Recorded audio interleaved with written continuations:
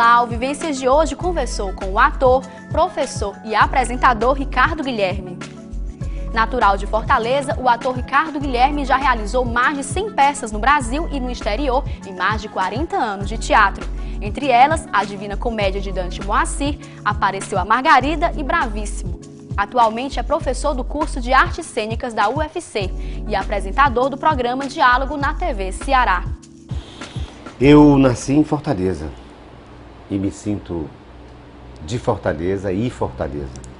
Acho que a cidade se impregnou de mim, mais do que isso, eu me impregnei da cidade. Essa estrutura da cidade quadriculada, organizada, plana, acho que faz parte um pouco do meu pensamento e isso é básico até para o meu pensamento, para a minha estrutura de criação. Ter alguma coisa de muito rigor, muito apolínea, para poder transgredir. Eu nasci em 1955, no dia 21 de setembro. Acho que o momento mais marcante da minha infância é o fato de eu ter sido gêmeo. Eu nasci acompanhado. Eu partilhei o útero com outra pessoa. Eu nasci 5 minutos depois dele. Era Roberto e Ricardo. E o fato de nascer gêmeo cria uma certa mítica, uma certa aura de que você, para ser uno, precisa do outro, né? Aquela ideia de que você é incompleto, precisa da alteridade para criar uma unidade, a unidade dos gêmeos. E uma ligação com o outro muito, muito intensa, muito expressiva, porque tem aquela ideia de, quer dizer, persiste aquela ideia de que quando um dos gêmeos sente algo, o outro também sente. Quando se entristece, o outro também se entristece. Quando um adoece, o outro também adoece. Quando um sente dor, o outro também sente. Quando um está alegre, quer dizer, o outro, a dependência da relação com o outro, do duplo, né, se estabelece. Esse eu acho que é o fato mais marcante da minha infância, porque esse meu irmão morreu. Então eu, aos 4 anos de idade, até antes de completar 4 anos de idade, ele morreu em 59, e eu pude ver, digamos, o meu duplo morto. Então é uma experiência trágica, né? Geralmente as crianças lidam com a morte depois, com a ideia de finitude, a consciência, que é a coisa mais importante, né, do ser humano, é se saber finito. É um momento realmente de maturidade, de que você não é... É quando você se diferencia dos outros animais, é quando você percebe que você é finito. As crianças geralmente têm essa experiência aos 7 anos, aos 9, aos 10. Até lá, quem morre é o outro, não é você. Mas eu tive a sensação, e uma sensação muito enfática, porque era de um gêmeo, de que eu poderia morrer. Então esse é o fato mais marcante da minha infância. E a ele se segue o fato de que eu me tornei uma criança, fui me descobrindo uma criança muito reservada, não isolada da sua turma, mas que encontrava dentro da turma um papel específico a desempenhar, que não era o papel comum de todos os alunos. Vou lhe dar um exemplo. Eu era convidado a jogar bola. Como eu jogava bola muito ruim, né, futebol, eu não ia jogar bola, portanto. Eu encontrei um lugar para estar com os amigos, para estar com as turmas, fazendo outra coisa. E comecei a narrar futebol. O microfone era uma lata, eu pus uma pedrinha para poder vibrar enquanto eu falava dentro dessa lata e eu narrava o jogo dos colegas. Quer dizer, era uma forma, esse é só um exemplo de como eu, em cada lugar, apesar da minha diferença de código em relação à turma, encontrei um lugar de inserção nessa turma. Esse é um aspecto. E o outro aspecto da minha infância é que eu sou um dos primeiros ali habitantes, dos primeiros, mas enfim, a minha família ajudou a povoar um bairro nascente, que é o bairro Dionísio Torres, que surgiu em função da televisão Ceará, Canal 2, ali na avenida da Antônio Salles, esquina com Oswaldo Cruz, que marca o início da televisão em 26 de novembro de 1960. E eu morava por ali, nos Coqueirais, na Estância Castelo, né? que depois se transformou em Dionísio Torres.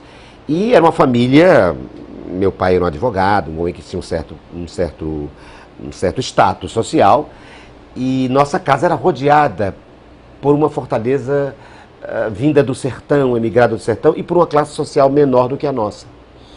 E eu acho que eu era de uma determinada classe social, digamos, mais abastada, e pude conviver com meninos e meninas de outra classe social. Acho que isso foi fundamental para a minha formação.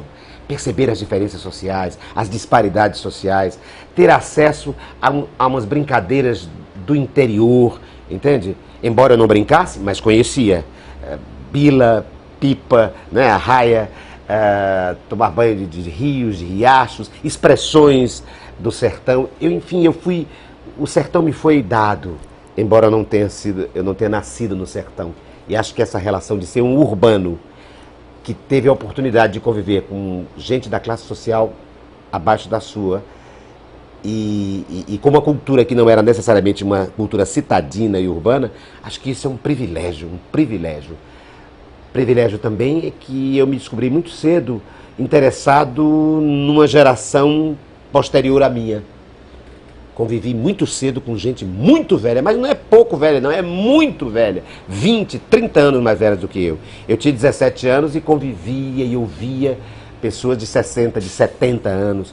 Comecei a ouvir, a pesquisar e a perguntar sobre o passado da cidade. É por isso que eu acho que me sinto tão cearense e tão ponte.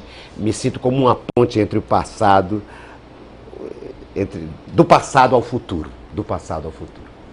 O teatro surgiu na infância, acho que, o teatro faz parte da vida de todos nós, né? Representar, tomar o lugar do outro, experimentar papéis, a menina vestindo a roupa da mãe ou o sapato alto da mãe para se imaginar numa outra situação, os meninos ensaiando a própria morte com um tiro, né? Bandido e polícia, morre, agora envivece, tal. Acho que o teatro faz parte do patrimônio de qualquer pessoa, para que essa pessoa aprenda a ser gente e aprenda a lidar com o outro, com o social, com os papéis sociais. O que acontece com os atores é que essa fase se torna uma fase de profissionalização. E aconteceu comigo. Eu descobri o teatro no colégio, eu estava no Colégio Cristos, ainda na infância, acho que em 63, por aí, eu era um menino, não tinha nem 10 anos, né? 8 anos, mas ainda não descobria que aquilo era a minha vida.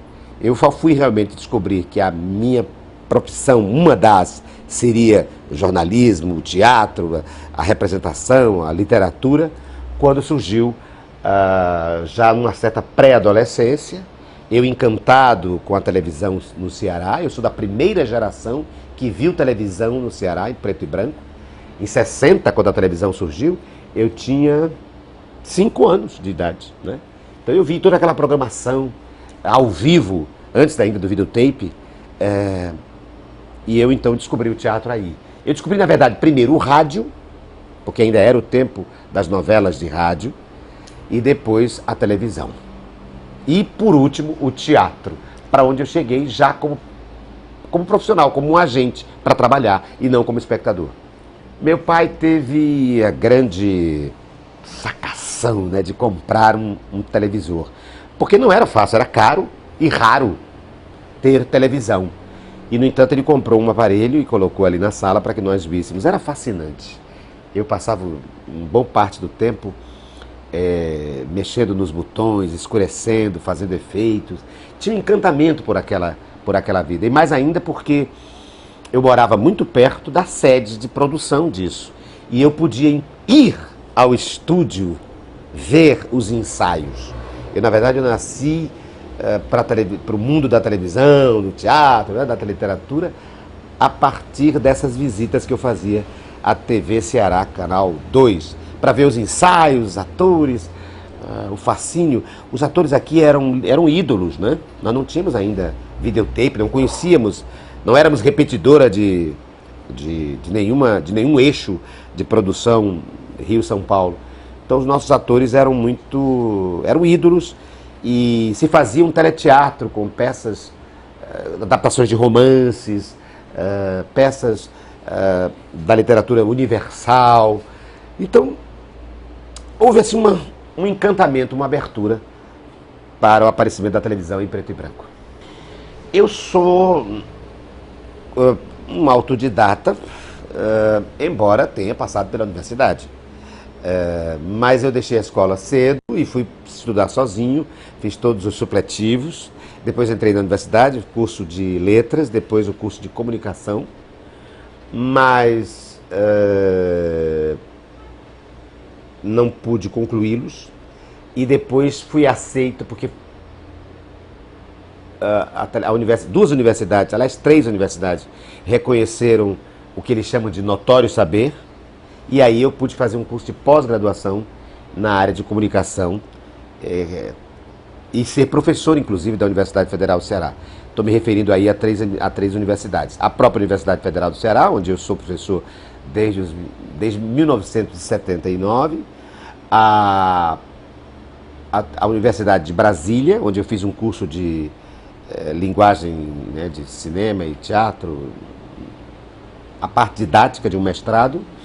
E a Universidade Federal da Paraíba, pela qual eu fiz um curso de especialização em arte e educação. Então a minha carreira acadêmica não é muito ajustável, às vezes até não é crível, né?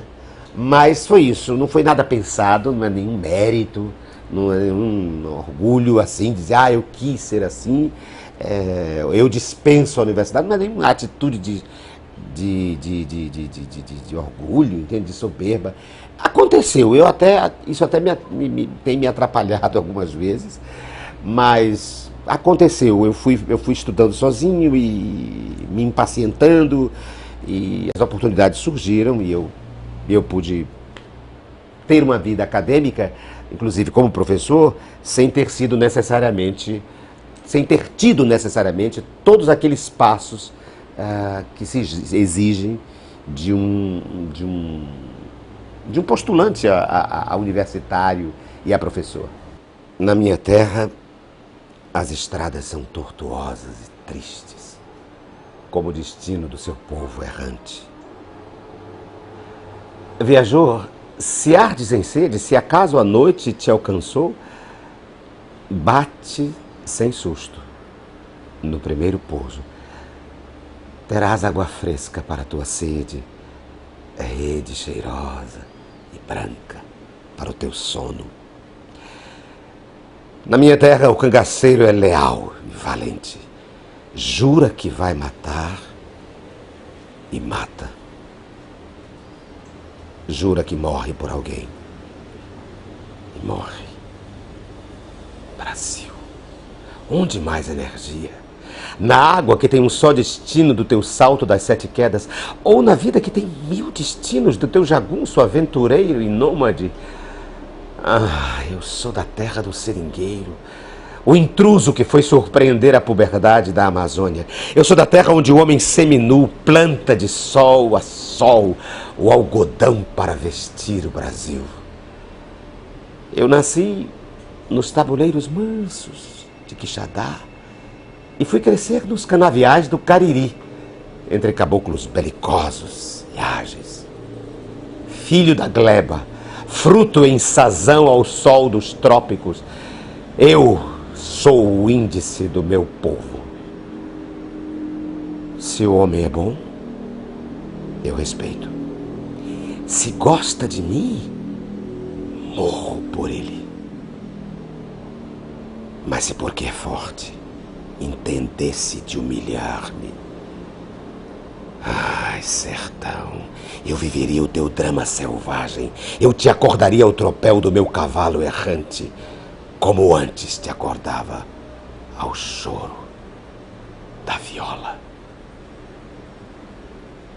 No próximo bloco, Ricardo Guilherme fala sobre sua experiência como um dos fundadores da TV Educativa do Ceará e da Rádio Universitária. Fique ligado, Vivências volta já!